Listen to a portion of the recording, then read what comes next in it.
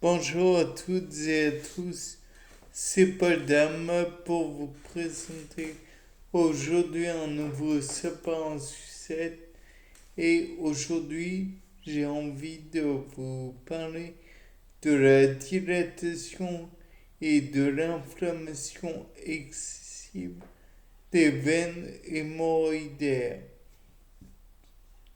Disons le plus simplement, les hémorroïdes. Bon, ils peuvent causer des crises douloureuses ou à des endroits qui ne voient jamais le jour, si vous voyez ce que je veux dire. Et une bonne hygiène de vie peut limiter leur risque. Néanmoins,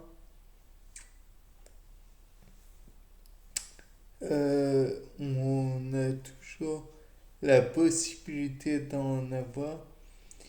Et lorsqu'une crise survient, des médicaments permettre de, peuvent permettre de la traiter, mais malheureusement, dans certains cas, on doit en venir à disons, des moyens plus radicaux, la chirurgie en somme. Donc, qu'est-ce qui provoque une crise d'hémorroïdes? Bon, euh, la maladie hémorroïdaire, couramment appelée hémorroïde,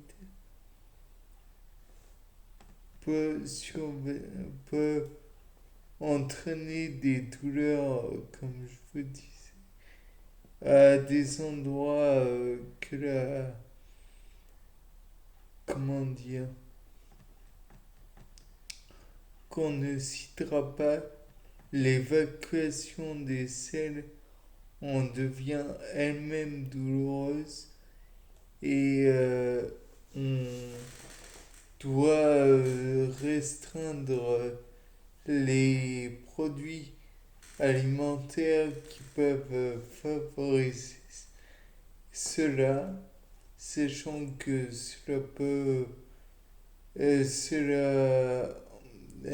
comment dire, ces produits en poussée répétée de douleur euh, et à chaque fois, ben voilà, disons que c'est assez difficile d'en parler sans parler des aliments. Donc voilà, l'alimentation, donc notamment les viandes, les plats épicés, le café, le thé, le cola, les colas plutôt, et divers alcools sont à éviter car ils favorisent fortement cela. Ensuite, le problème c'est que si on ne consomme pas assez de fibres et que l'on ne consomme pas assez d'eau en plus ou que l'on ne s'hydrate pas assez, alors on favorise le durcissement des selles, ce qui est d'autant plus pénible pour l'évacuation de ceci. Parce que je vous le rappelle, même si vous avez du mal à le croire, une très grande partie des selles, je crois que c'est aux alentours des 50 voire 60% des selles est représenté par de l'eau. Donc, ce qui fait beaucoup. Et le mucus en lui-même qui permet transit de la matière fécale est en partie là aussi constitué d'une certaine partie d'eau. En conséquence, si ce n'est pas assez hydraté, vous n'êtes pas assez hydraté, pardon, cela empêche de bien évacuer. Alors, les hémorroïdes, où est-ce qu'ils sont situés, je ne vous dirai pas. Je pense que vous savez très globalement, bien que, est-ce que, disons que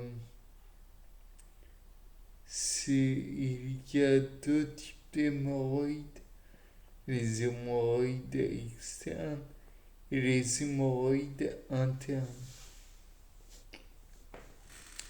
Dans tous les cas de figure, ce sont des conduits qui permettent de véhiculer du sang pour, comment dire, pour alimenter les sphincters. Donc, j'ai envie de dire, quels sont les symptômes des hémorroïdes en eux-mêmes?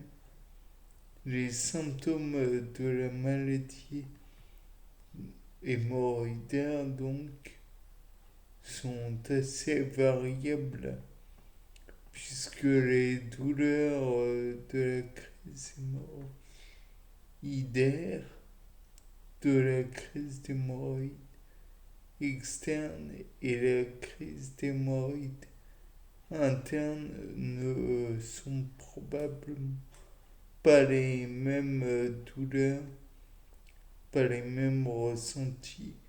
Dans tous les cas de figure, il est possible d'avoir des saignements. Le prolapsus hémorroïdaire est envisagé, c'est-à-dire que lorsque les hémorroïdes internes sont très dilatées, elles peuvent apparaître hors de l'anus. C'est peu ragoûtant, je sais, mais malheureusement, il n'y a pas de moyen de dire ça autrement. Il peut provoquer des irritations et des démangeaisons ou une envie fréquente d'aller à la selle, sans résultat bien sûr, ce qui est d'autant plus pénible. Quelles sont les complications éventuelles des hémorroïdes, je vous le demande? Eh bien, les crises d'hémorroïdes disparaissent habituellement en quelques jours. Mais pour combien de temps? Puisque peuvent aussi réapparaître. Elles entraînent donc des saignements, comme je vous l'ai dit tout à l'heure, et ils peuvent être abondants et répétés. Ils peuvent entraîner des anémies.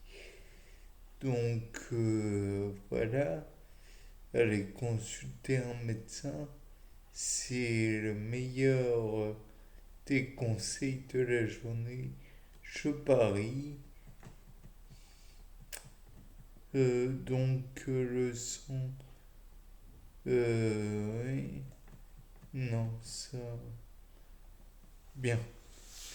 Je pense que j'en ai dégoûté plus d'un. C'était Paul Dame pour un nouveau sapin en Suisse. Au revoir.